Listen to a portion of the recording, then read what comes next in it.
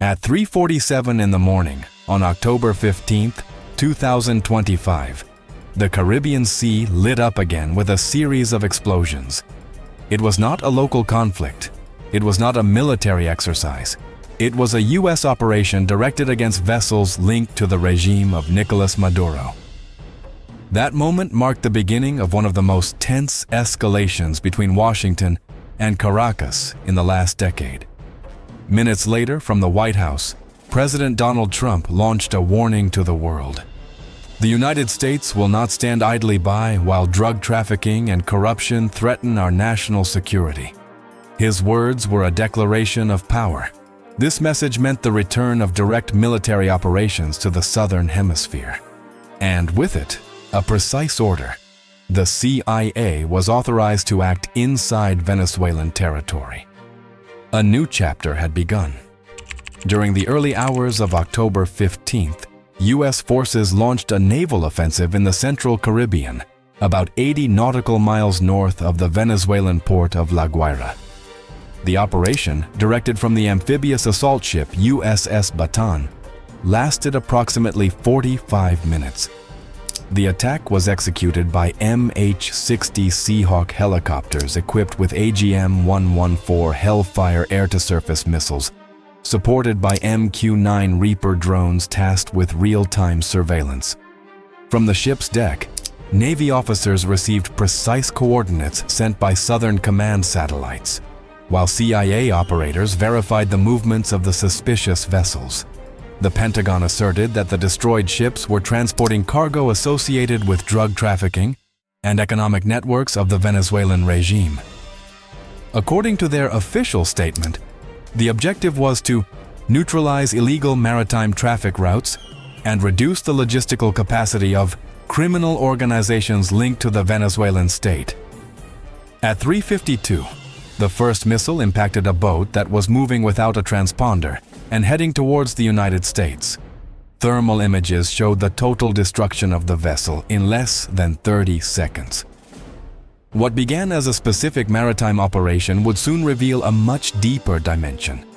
Hours later, from Washington, Trump himself would announce that he had authorized covert CIA operations inside Venezuela, insinuating that the attacks at sea might only be the prelude to something bigger.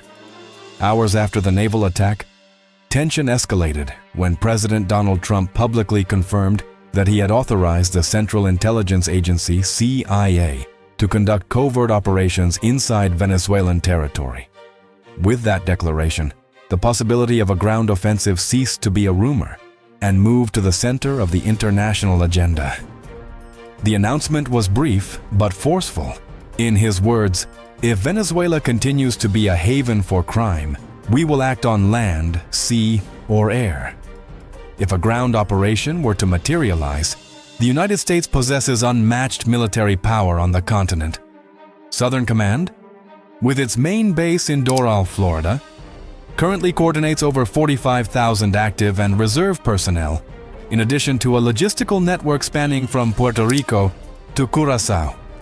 In a limited incursion scenario, the first to enter would be Special Forces groups of the Army, the Green Berets, supported by Marine Corps reconnaissance units.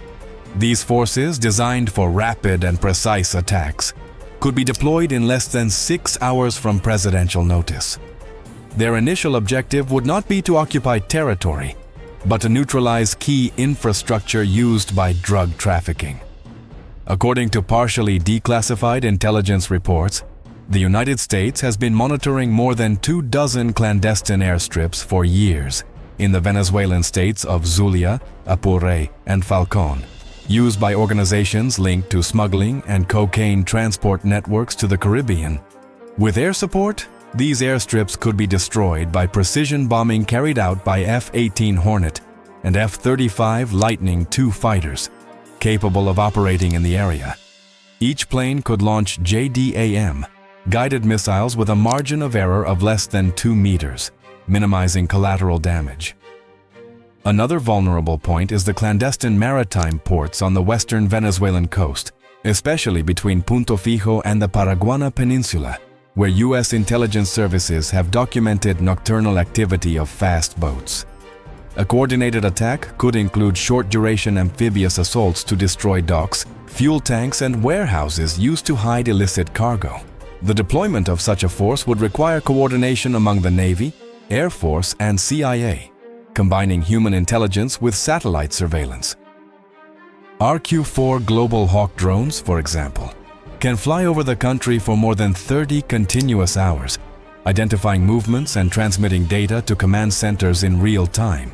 Military experts agree that the United States could disable most of these logistical routes in a matter of days.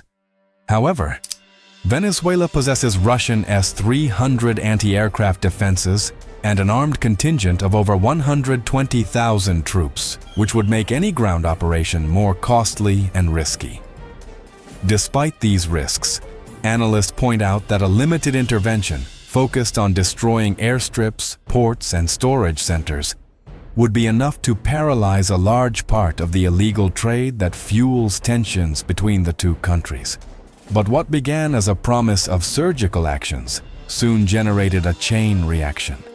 The White House was no longer only speaking of covert operations, but several Pentagon officials were beginning to publicly mention the phrase selective ground attacks.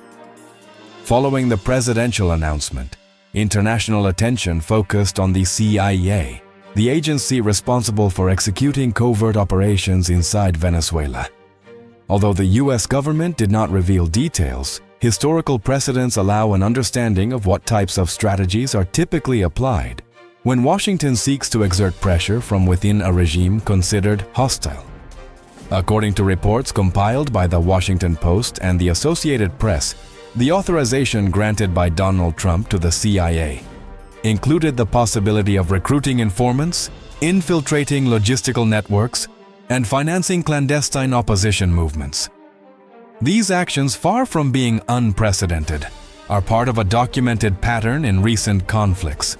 In countries like Iraq, Libya, or Syria, the CIA has operated through small, highly mobile cells, specializing in destabilizing the political and media infrastructures of the target regime. Their most common strategies include intervention in the flow of information, selective propaganda, and financial support for civilian groups that can generate internal fractures. Applied to the Venezuelan case, this model could translate into the identification and weakening of the inner circles of power within Chavismo. The agency has divisions dedicated to tracking financial movements, detecting corruption, and promoting dissent within governmental structures. A historical example is the so-called Operation Timber Sycamore, launched in 2013 in Syria, which consisted of the covert supply of resources to local groups to wear down the regime. In Latin America during the Cold War, similar tactics were applied in Chile, Nicaragua, and Panama, where the agency infiltrated information networks and financed psychological campaigns to weaken the governments in power. In Venezuela, these tactics could be oriented toward the infiltration of security forces, the division of the United Socialist Party of Venezuela, PSUV, or the spread of digital campaigns aimed at discrediting Maduro's leadership, all with the same purpose: to generate sufficient internal fractures to weaken the command structure without resorting to open warfare. In the current context, the CIA has much more sophisticated technological means than in operations from previous decades. Through cyber warfare teams, it can intervene in communication networks, track international financial transfers, and filter information directed at high-impact digital media. Agents deployed on missions of this type usually operate under diplomatic or corporate cover, using consulates, NGOs, or front companies as liaison points. Covert operations can also include the recruitment of mid-level officials, those who are not part of Maduro's closest circle, but who possess valuable information about military logistics, smuggling routes, or resource movements. These contacts are often established through intermediaries in third countries, especially Colombia, Panama, or Aruba, where shared intelligence networks with Washington operate. The ultimate goal is not just military. It is to undermine the regime's internal cohesion. Creating doubt, division, and distrust within Chavista ranks can be as effective as a physical attack. However, these types of operations rarely remain hidden for long. History shows that covert actions tend to leave economic, media, or human traces that eventually come to light.